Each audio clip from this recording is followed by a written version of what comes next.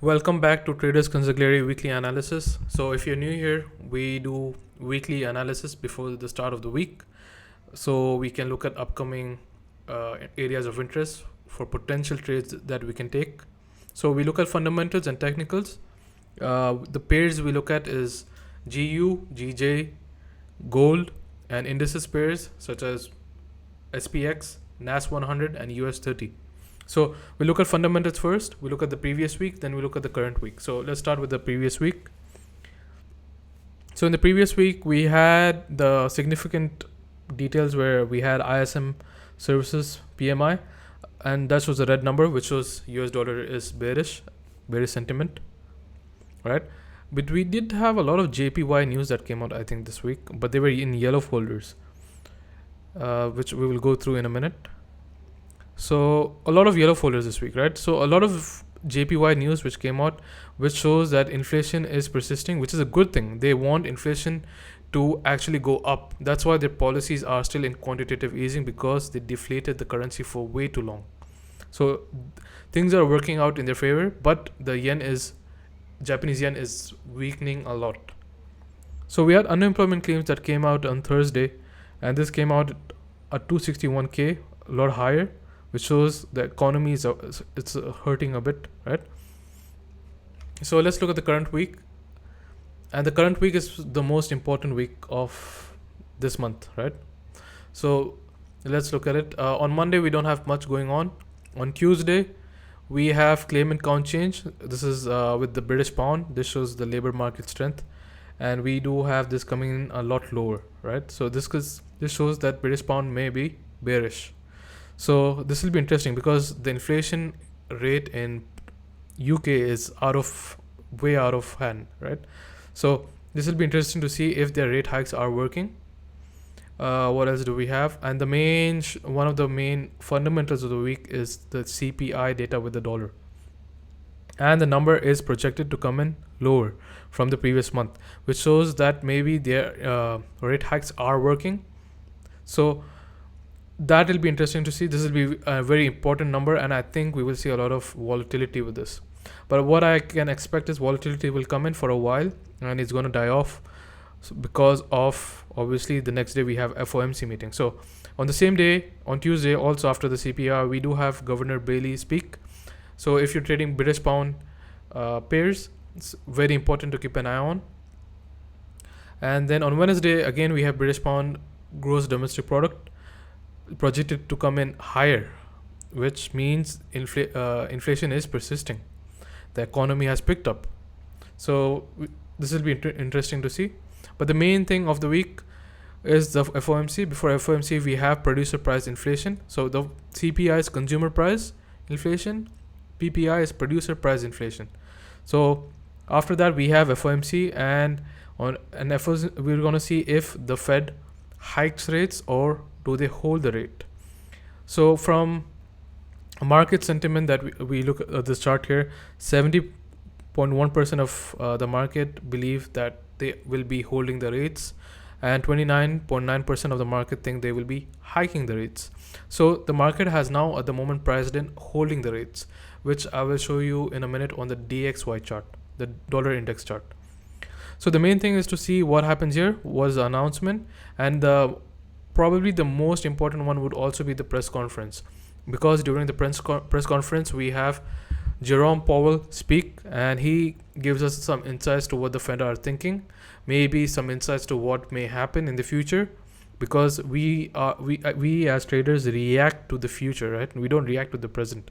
Sure, we will have volatility here, but we react to what the Federal Reserve is thinking, and this would be extremely important to see what kind of factors are they going to take, what statistics they're going to take in coming for the future rate hikes, or are they going to pause, are they going to cut, right? So this is extremely important to keep an eye on. So just seeing that on the first 3 days of the week, we have a lot of heavy fundamentals, and at the market is struggling for direction.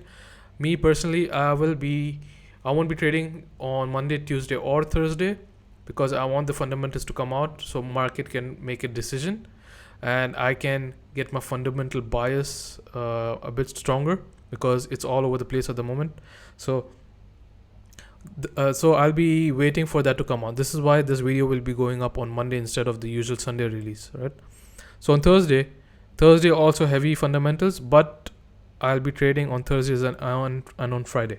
So on Thursday we have core retail sales, right? We have Euro's monetary policy also come out on Thursday. If you're trading the euro, something to keep an eye on. This does affect the dollars, right? I mean, I don't want to get too deep into it, but if the euro gets weaker, the dollar does get stronger. So, but if you do look at the rate is going to be hiked, which means the euro will be hiked. So a lot of factors that come in to see if the dollar will get stronger or weaker, right? So we have the core retail sales, important number. Retail sales, Empire State Manufacturing Index, very important, right? Even the Philadelphia Manufacturing Index. On Friday, the Japanese yen. If you're trading any pair with Japanese yen in it, we're going to be having our monetary policy again, a statement, and their meeting. So at the moment, it's the same, stagnant, a negative 0.1%, which means they're still in quantitative easing and will be holding the rates there. So we're going to see what happens there. If they do hike rates, the market is gonna lose control, right? And then we have the preliminary University of Michigan consumer sentiment, something to keep an eye on. Also the CPI with euro. So a lot of heavy fundamentals this week, and I think we're going to see a lot of volatility. So let's look at the chart and let's look at technicals. Let's look at the dollar index first. Very important, right? So what happened with the dollar? If you go to the weekly time frame, what do we see happen with the dollar? The dollar was bearish for a long period of time, went into heavy consolidation in this area right here at 101, right? A major area of support at 101, and price broke through breaking structure. So what happened here was during this push here that we saw, this came in when the debt ceiling issue was going on, and when the debt ceiling issue was going on, the market was pricing in a rate hike with the Fed, right? Because that's what happens with the interest rate. Interest rates go up really high if the US defaults. So now that we have seen the debt ceiling resolved, right? They have increased the debt ceiling. This is why the market went back to holding the rates, and that's what we see with. If you go down to the daily time frame, what do we see? We see that push happen, and then we see the law come into effect on Monday, I believe, on May 23rd or so, when President Biden, before Monday, he signed the bill for the debt ceiling, and then the market started tumbling down, right? But still, market is in a consolidation that I've drawn out here, right? And it's given a push down, but I expect a bit of choppiness till we see the CPI and especially the FOMC meeting happen. So that's what I'm seeing here. At the moment, we are bullish, but if price does pull back, maybe a bounce off this area. But if price does break off that 101 area very cleanly, that would be extremely bearish. So the market has priced in a holding of the rates at the moment. If Fed does hike the rate, we will see a lot of dollar bullish pressure, right? Dollar is going to go up. So that's what I'm seeing with the dollar index. Let's look at the GU, British Pound, US dollar. Let's start with the weekly time frame. Bullish on the weekly, right? Not technically bullish, but it is pretty bullish. We see price breakthrough to the downside there, but did not hold. We see a bullish pressure towards the top. But one thing I don't like is that price hasn't yet broken through the top structure point there, right? Because if it does break here, what do we see happen? Once it breaks here, we see a lot of volume towards the top, a lot of price imbalances that need to be filled. So if you look at the daily chart, we see there was a bearish move and we see a bullish pressure, right, towards the top. And if you look at this particular candle, you see there are no wicks to the bottom and the top, showing that the buyers were in full control during this day right there.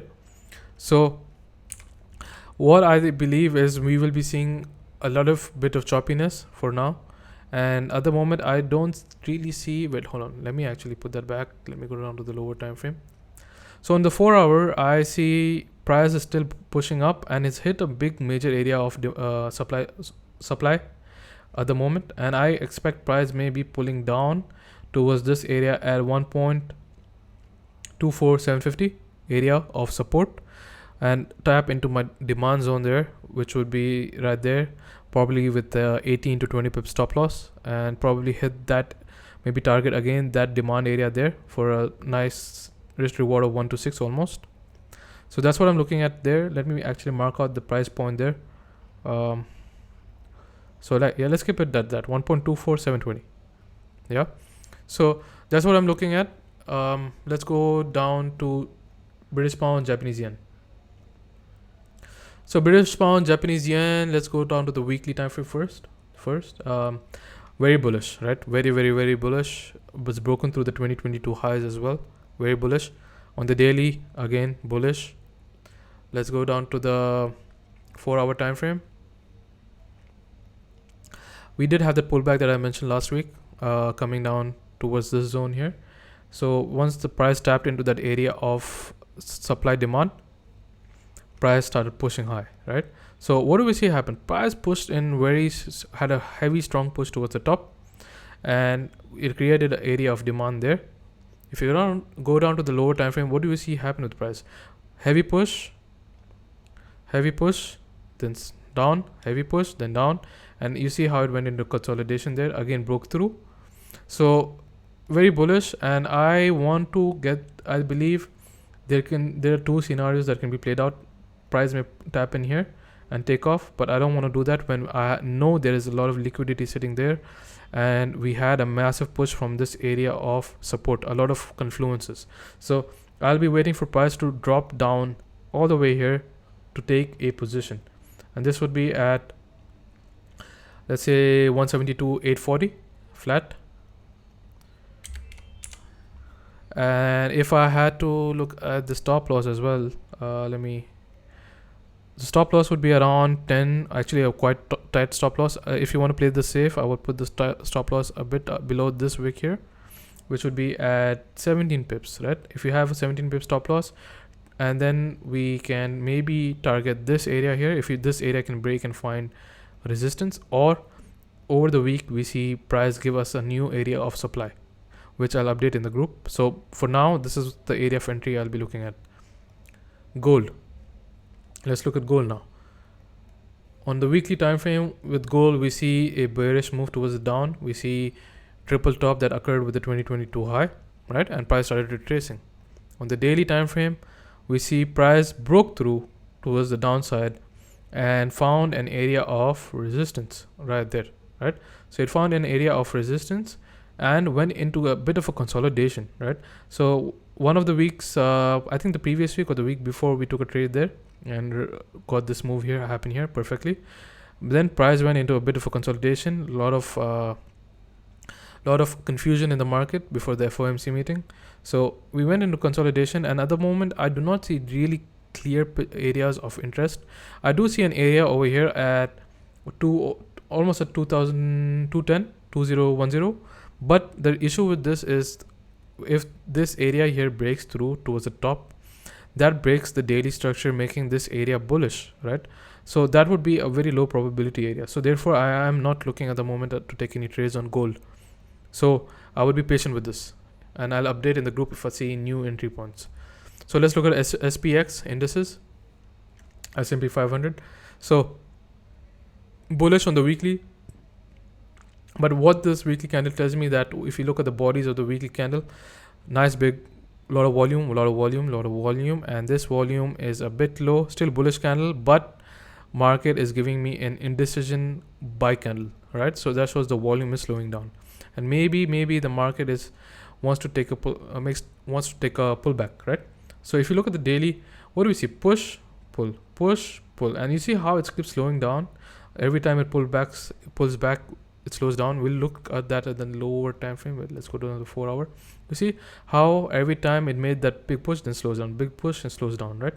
So that shows that slowly the momentum is fading out.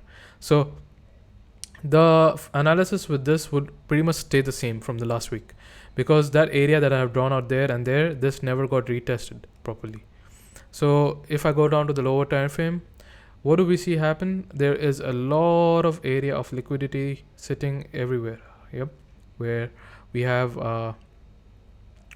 trend line there, right? We have a low here which needs to be which would be taken out, which will get us liquidity in the market, and even this area here. So I would be waiting to see if price can come down here, find support, right? Or if price doesn't want to do that and drop towards the second zone there, possibly another entry could be taken. So I would be a bit careful with this because I do not like taking an entry when there is a gap down below there. And if especially that we have a nice area of support and resistance created, right? If you look towards the left.